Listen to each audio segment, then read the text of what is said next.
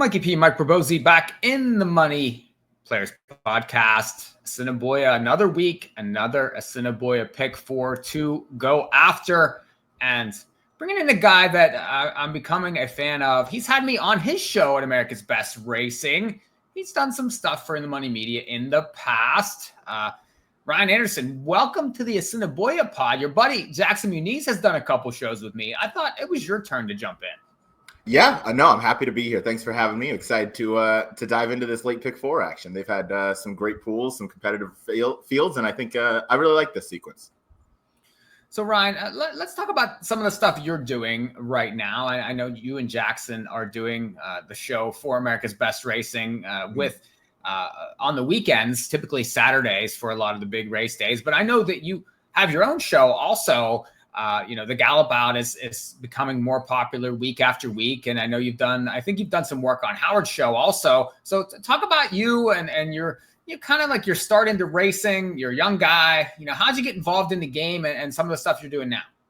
Yeah, no, over at the Gallop Out on YouTube, that is myself and Jackson. We do 2 shows a week. One typically covers kind of the, whatever the biggest sequence is. So whether it's Churchill or New York or Del Mar starting soon. So we'll cover one of those. And then we have a second show called Big Hoof Energy on the same channel where our other co-host, Kaylee Shapiro, who works for Naira Bets, she's excellent. She joins us and we cover a New York racing sequence once a week. So that's fantastic. The weekends, as you mentioned, ABR, we have the Saturday show where Jackson and I are your hosts. And we have a plethora of guests joining us from Frank Scatoni, you, Mikee P. We've had PTF either join us or he was we may have gotten our scheduling mixed up there, but we've had just guest after guest lined up. It's been a fantastic start to that.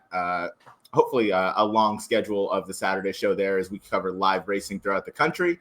But for me, I interned at Del Mar last year. I was introduced to horse racing in 2019 through a friend of mine, brought me to Del Mar. I'm a San Diego kid, so Del Mar is my home track. Brought me there for Pacific Classic Day. I'm pretty sure I lost every single bet I placed. However, I had never had more fun in my life, so I kind of stuck with it. My friend showed me the racing form. I just kind of taught myself how to read it, and obviously it takes quite a lot of years to really understand all the intricacies of racing. But feel like I got a good grasp on that. So last year, interned at Del Mar in their internship program. That was really cool.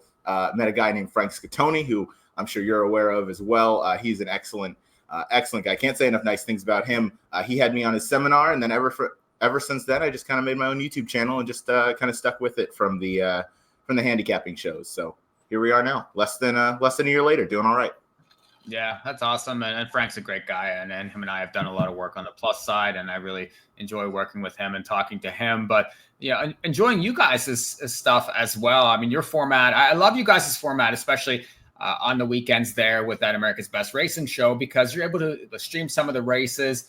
You can break down things as they're going, get a look at odds, get a look at how horses look on the track. And it's almost like a couple guys just hanging out at the OTB or at the racetrack and kind of taking what comes and building sequences, building tickets. That's my favorite kind of show. And it's very enjoyable though on those Saturday shows. And, the pods you guys do are great, but that live format really is something that I definitely enjoy. Yeah, no, thank you. The live shows is certainly my favorite as well. I'm happy ABR has given us that platform to kind of have those live shows. I'm looking into getting more of those going in the future, just because I think it provides a really refreshing, angle and experience for racing fans. Obviously, you have like kind of those main shows that are always on, but we like to do things a little more in the OTB setting, as you mentioned. So we talk about betting strategies, smart wagers versus, wagers maybe to avoid or how to structure tickets properly. Jackson's excellent at that. He always has a great toticket structure and everything like that. But more importantly, him and I are friends. We give it to each other pretty good. So the back and forth is excellent. And I think it's just 2 guys on a screen just talking horses. And I think that creates for a pretty good show. Yeah, I love it. It's awesome. Well, I'm going to make you handicap a little bit. Assiniboia on Tuesday nights. How about these handles recently? Last week, they did 2 cards, 1.5 million on Tuesday, 1.9 million, almost 2 million on Wednesday. Pick 4 pools, 139 on Tuesday.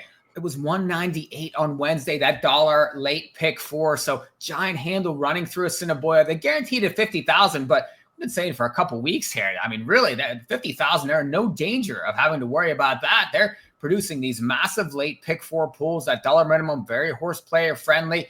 Starts in race number 4 on Tuesday night, this sequence that we're going to go over. Remember, 8:30 post, first post at Assiniboia, 9:50 is when that late pick 4 will start. And Ryan, we're going to start at 6 furlongs. It's a 2-life allowance race up here. So see, these are some of your better horses over the racetrack at Assiniboia. We have 8 horses going 6 furlongs. How are we going to kick it off? Yeah, I saw it. I went too deep in here. I went with the 1 and the 7. The 1 bottle caps I thought was interesting from the rail. This one broke his maiden last time out. Maiden Special Weight Company moved up from the Maiden Optional Claiming Company, although that was out at Turf Paradise. But came here, broke the maiden pretty convincingly by open lengths, a little over 3 lengths on the win. Sometimes you just kind of see that light bulb angle. This is a 1 for 16 horse. Had 8 seconds coming into that maiden breaking performance, but maybe the light bulb just turned on. This gelding's a 3-year-old now, about middle of the year. So hopefully this one can take a step forward. Morning line around 5-2. And then the 7 Bila Soul is your morning line favorite at 6-5. This one had a respectable effort last time when finishing second, but lost to a runaway winner in Medicine Dog. I thought maybe this one could just sit a nice stalking trip last time. Medicine Dog was a runaway winner, so I'm willing to excuse that effort and give this one more chance. That was his first time against winners, so second time can often be better. Yeah, and I understand that, and I agree on bottle caps. I do think that horse, he was never really cheapened at Turf Paradise. I mean, there's lower levels of maiden claimers and things, and he was always kind of right there. Plenty of shares. He's made a little bit of money. He's made 50,000. So enough certainly as a 2 and 3-year-old to keep that horse going, and showed up at Assiniboia and was able to win first time out. Now you get the rail. I do think speed will come again. I was trying to beat the 7 in this race. Just, watching that race last time, and I know kind of paired up those numbers, and this horse raced fine. And you mentioned the runaway winner, but this horse was sub 2-1 in that race. And really, when the winner went, this horse tried to go with and really couldn't get there and ended up losing by 10 lengths. Just kind of grinded it. And I wasn't so sure about that. So I wasn't crazy about that effort. I thought maybe we could beat this horse with a couple other ones. I'm going to try a couple prices here. The 3 Air Force Reserve was a horse that I was interested in. This horse was in that same Medicine Dog race last time. Showed speed in there, ultimately got tired after the winner made its move. But I do think now you get, the 10-pound bugs back. I would think that this horse has some back lines and back numbers with speed. It's probably going to be in front again. And we'll see what happens. I mean, maybe could sneak away in here. I like the big morning line price. I think that one has some, some interest from me. Maybe could go a little bit further in this race. And then I could see the 4 also. Attaboy Cookie, again, comes out of that same race, was off a very long layoff coming out of there. This horse is 6 years old and only has 10 lifetime starts, but did close up to be 3rd in there. Wasn't beat very much by the favorite. This one could be improved second time back. Again, probably needs things to set up for it, but and it's a 2-life race, and you can kind of get some crazy things happening in these 2-life kind of races. So I was 1, 3, 4, no 7, but I can certainly see the 7 has merit and can definitely beat these horses right back. So interesting start. We got a price last week to start the pick for it at Assiniboia. Hoping you catch a price to start this one on Tuesday, June the 17th. Yeah, no doubt. I think it's sorry. I was just going to say, competitive first leg without a doubt.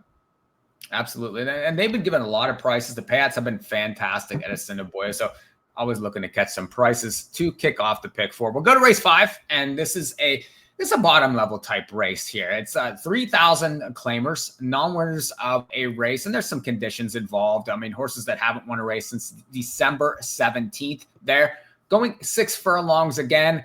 I was a little spready in here. I thought this was a race you probably needed a few to get through. I'm going to try the 2 Happy Hour on top again. This horse gets a drop. I like this horse last time. It's been facing better horses. Horses like Half in the Wrapper, horses like Load Abroad that won last week in a $5,500 claimer. This is the bottoms here. And 4-year-old filly has 4 lifetime wins. I think it's interesting getting the stretch out. Probably is on the front again. So maybe we'll go a little bit further without the better horses chasing. So I thought that one had a chance, but there's others that can win here. The 9, always the little one. Another speed type, came off the bench last time and just got tracked down late. But I thought held well to be second and beat a lot of the horses that are in this race. So I thought that one could be interesting. The 6 I Ladies was in that race, also closed up from a really difficult spot after a poor start to be third in there. So I thought, and it took money. So another one I want to play right back. And that one has a much better record, 6 wins from 23 lifetime starts. So I think plays well, especially 12-1 morning line will certainly play well in this pick 4. And then a little goofy horse is the 8 Drill, Baby Drill, 15-1 morning line. Now, this barn, Sherry Lang, has 3 wins in 21 starts, but the horses are racing very well. Has 4 seconds, 5/3 so far to start the meet. You get the 10-pound bug in here, has some Turf Paradise lines, some back numbers, a little speed in the pass. So just some interesting horses in a race that's extremely wide open. Ryan, where'd you go here? Yeah, this race was extremely wide open, but I went with a single here. I singled the 6 A Ladies. I really like this one. Second off the bench for Jared Brown. I think that there's a decent amount of pace in here. And more importantly, I think there's a decent amount of pace going 5.5 furlongs. And this race is going 6 furlongs. So I think that only helps A Ladies. I think the 9 from the outside, always the little one, is going to show some speed. I expect the 5 Sharp Likeness to show some speed, as well as the number 2 Happy Hour. The 6 really just lost all chance at the beginning. Still ran her race while closing late, but just was left with way too much to do. 11 lengths out of it at the second point of call, closed about 4 behind.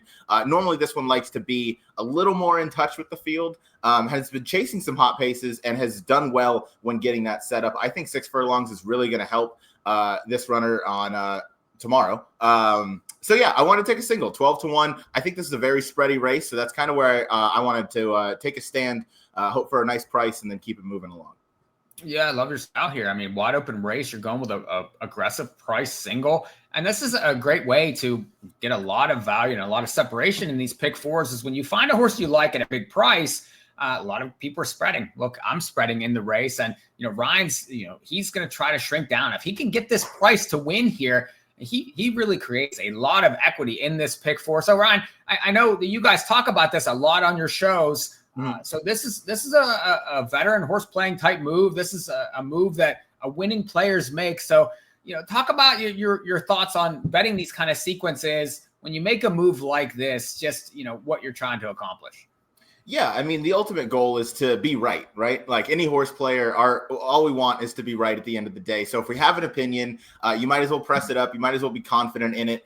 Don't play anything, half-ass, I guess. So if you really like a horse, and it would be a stretch to say I really like A Ladies in 3,000 non-winners of a race since December 17th race. But I do like this horse's chances. I think this horse is going to get a decent setup. So why not take a stand in a race where a lot of people are going to be spreading in this sequence?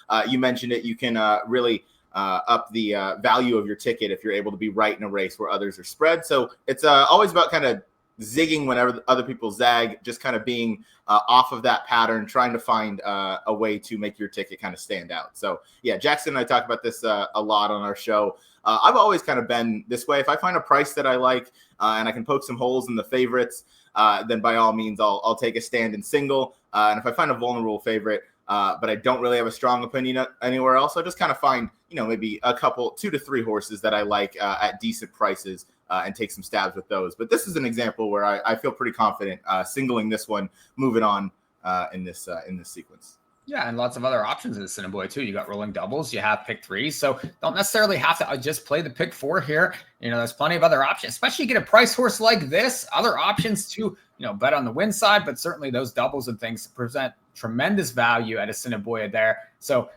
like your style, like the price. Hopefully we can get that one home to keep the ticket moving on Tuesday. Jump to race number 6 here, and it's maiden 7,500s. They're going 6 furlongs, and I saw your ticket off air. We like the same horse, the 4 Whitney's Wish, 3-1 morning line. But if you watch that June 2nd race, this horse came off the bench and faced Awesome Wildcat. Well, Awesome Wildcat was not losing that race. Absolutely dominated on the front end. Basically took a shot out of the gate and just crushed that field the whole way around. But Whitney's Wish, I thought, raced very well off the bench. Was never really a doubt that she was going to be second in there. She had speed. She was almost running in a race of her own, but she held safely to be second in there. Faces very similar horses, a lot of horses coming out of similar races. I think that she gets it done here and breaks the maiden. And I know that you have this horse single as well. Yeah, this is another single. So you mentioned the rolling doubles. I'm definitely going to play an A Ladies into Whitney's Wish double as well, just to kind of press up that opinion. as these are kind of back-to-back singles. So yeah, no, I think Whitney's Wish is just clearly the horse to beat. Was the most likely winner in the sequence that I saw. Yeah, you mentioned the last race. Awesome Wildcat was not going to lose. This one comes second off the bench, again running for the waiver, so protected in this spot as she was last time.